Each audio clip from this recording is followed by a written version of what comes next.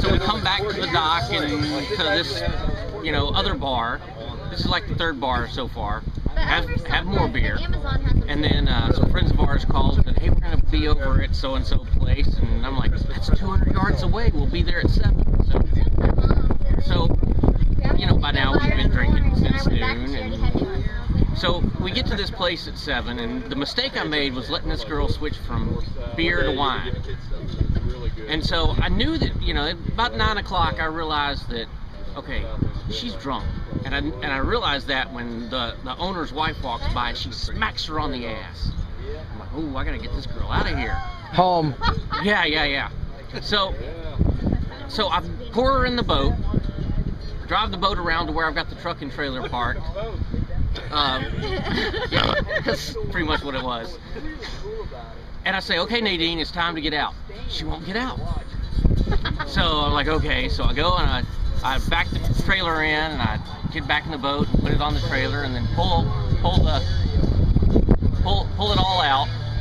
And I say, okay, Nadine, time to get out. She won't get out. So I wipe it all down, get everything situated, and I'm like ready to leave at this point. I said, okay, Nadine, it's time to get out. We're going. And she won't get out. She goes, ah. I'm like, fine. I go and I get in the truck and I take off. And so I'm driving down the highway. It's a 4-lane highway, and our ski lake is probably 7 or 8 miles away. About halfway there, I get to thinking, this probably is not the best idea. So I pull over on the side of the road, and I guess she realized that the error of her ways, because as I'm getting out of the truck, she goes, okay, I'm getting out. Problem was, she gets out up by the windshield, and there's no steps there on the trailer. And so she steps out and goes, whoom, head first into the right-hand lane of this 4-lane highway, and she bounces. And so she's like this, and her hair's covering her face. I'm like, oh shit. So I run up there and I lift her hair up, and she is not clean, smooth, eyes rolled back in her head out. And so there's it's 9:30 at night, there's cars coming. And she's right in the middle of the right-hand lane. One shoe goes one direction, the other shoe goes the other. Her purse goes, there's shit everywhere.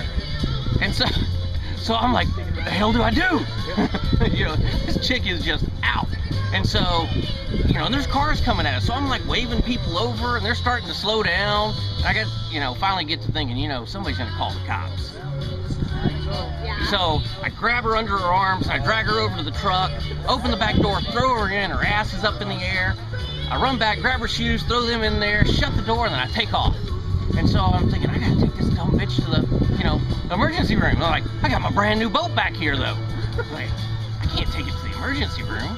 So well, I'm thinking, okay, it's gonna take too long to actually put it back in the boat lift at the ski lake. So I took it to the boat stall and backed it in, I took off. And then I'm thinking, I need some advice here. So I start calling my friends, and, I talked to the first guy, and he's like, dude, you got your pistol, just shoot her and leave her somewhere.